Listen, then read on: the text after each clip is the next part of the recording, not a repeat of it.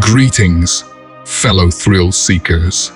Today, we're diving into the heart of horror with a film that's been sending shivers down spines. It lives inside 2023. Get ready to embark on a journey where the line between reality and the supernatural blurs. As we dissect the plot, prepare for a roller coaster of fear, suspense, and the unexpected. Buckle up, because this is a ride you won't soon forget. Welcome to our exploration of It Lives Inside.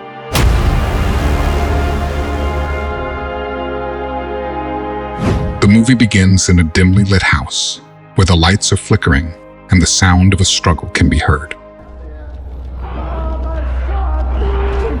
Eventually, a young man collapses on the floor, lifeless. From his hands, a jar filled with black dust rolls out.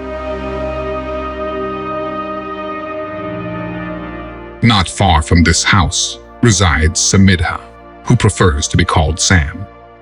She lives with her parents, Purna and Dinesh, but feels disconnected from her Indian heritage, which upsets Purna. Purna tries to remind Samidha that she needs to assist in preparing food for an upcoming puja celebration.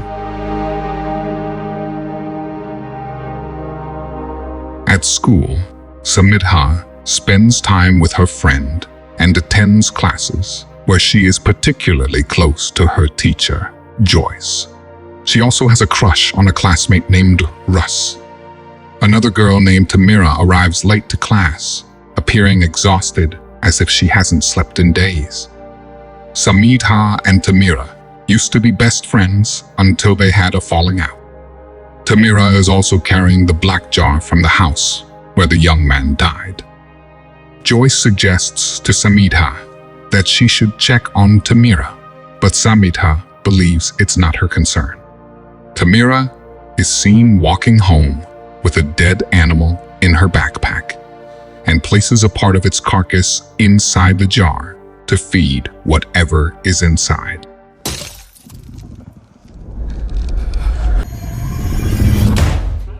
The following day, Tamira approaches Samidha in the locker room with the jar and tells her that it is connected to stories they used to hear as children. She claims to have found it in the abandoned house after it called out to her. Samidha dismisses her as being strange and accidentally knocks the jar out of Tamira's hands, causing it to shatter. Panicked, Tamira leaves, dropping a small book with the initials KC written on it. Samidha follows her, attempting to return the book, but Tamira starts screaming when she thinks she sees something behind Samidha. She runs off to seek help, but before Samidha can return with Joyce, something grabs onto Tamira's hair and pulls her away. Tamira's mother takes the initiative to report her missing, initiating a search for her. Meanwhile, Tamira is being held captive in an undisclosed location, and the entity from the jar seems to be deriving sustenance from her arm. Later, during the puja, Samidha attends and overhears a conversation about the Chaudhary family. Intrigued, she approaches Dinesh to inquire about them. Dinesh reveals that the family seemed fractured and on the run from something, and tragically, their eldest son, Karan, met an untimely demise despite having a promising future. Feeling uneasy, Samidha decides to leave the puja and change her attire. Despite Purna's objections, Dinesh permits her departure. Samidha rides her bicycle to the school and examines the book that belonged to Karan, which Tamira had in her possession. The pages are filled with illegible writings smudged by water, accompanied by eerie, ghostly images. Later, she joins Russ and their classmates for a beach party at night. They enjoy dancing until rain interrupts the festivities. Russ kindly offers Samidha a ride, during which she shares her concerns about the contents of Karan's book. Russ drives Samidha to the Chaudhary house, the same place where Tamira discovered the jar. Inside, they come across drawings on the walls resembling those found in Quran's book. One particular image depicts an entity either emerging from or entering a young man. Startled by approaching police sirens, Samita and Russ hastily flee the scene. That night, Samita experiences a haunting nightmare involving the entity. The following day, Purna reprimands Samita for skipping the puja, and in response, Samita snaps at her mother. Seeking solace, she meets Russ by a swing set and confides in him about her past friendship with Tamira, which ended when they entered high school. Samita also shares her discomfort with how people perceive her due to the incident involving Quran, as they are both of Indian descent. Suddenly, Russ asks if he can kiss Samita, and she consents. However, their moment is interrupted by a voice calling Samita's name from a nearby house. In a horrifying turn of events, an unknown entity attacks Russ, entangling him in the swing chains and brutally killing him. The police arrive, and Samita returns home to overhear her parents arguing about her. She goes to bed, only to have a vision of Tamira trapped in her current state. Despite Purna and Inesh's attempts to get Samita to open up, she struggles to disclose what is happening to her. At school, Joyce notices Samita's disheveled appearance and approaches her. However, Samita screams in terror upon sensing the presence of the entity. Understanding the gravity of the situation, Joyce agrees to help Samita investigate.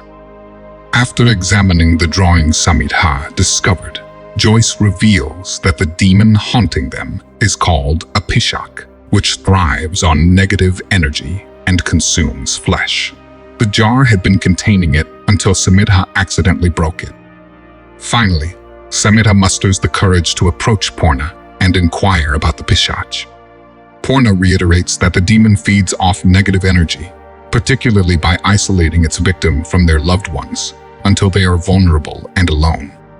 Purna suggests that they need to summon the Pishach by making an offering. Meanwhile, Joyce explores the school alone, only to be relentlessly haunted and terrorized by the Pishach. Seeking refuge in the locker room, she becomes the target of the unseen entity's attack. हम जितना कर सकते थे हमने किया. Samita and Purna prepare a meal and dress in traditional attire as they attempt to summon the Pishach. While they are engaged in this ritual, Samita receives a frantic voicemail from Joyce, informing her that the Pishach has targeted her. Later, when Dinesh returns home, he is also attacked and injured by the demon. Despite the family's offering, the Pishach rejects it and strikes Purna as well. It is at this moment that Samita realizes she knows the whereabouts of Tamira and how to put an end to this ordeal. Samita embarks on a journey to the Chaudhary house, where Tamira is being held captive. She successfully locates Tamira, who is still alive. However, the Pishach continues its relentless attacks on them. In a moment of recollection, Samita remembers Karan's painting and Joyce's words about the demon needing a vessel to be kept at bay. Determined to end this nightmare, Samita makes the decision to become the vessel herself, allowing the Pishach to enter and possess her body.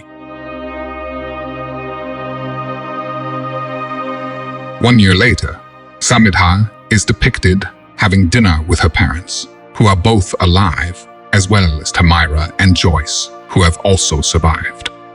They are aware that the Pishach now resides within Samita, but she has managed to maintain control over the demon.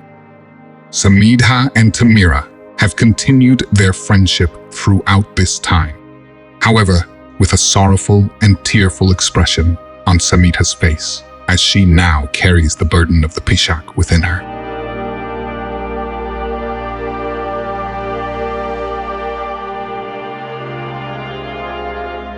And there you have it, Brave souls. We ventured into the chilling tale of It Lives Inside. Did it leave you with goosebumps, or perhaps a lingering sense of unease? Share your thoughts in the comments below, and don't forget to hit that like button if you survived the scare.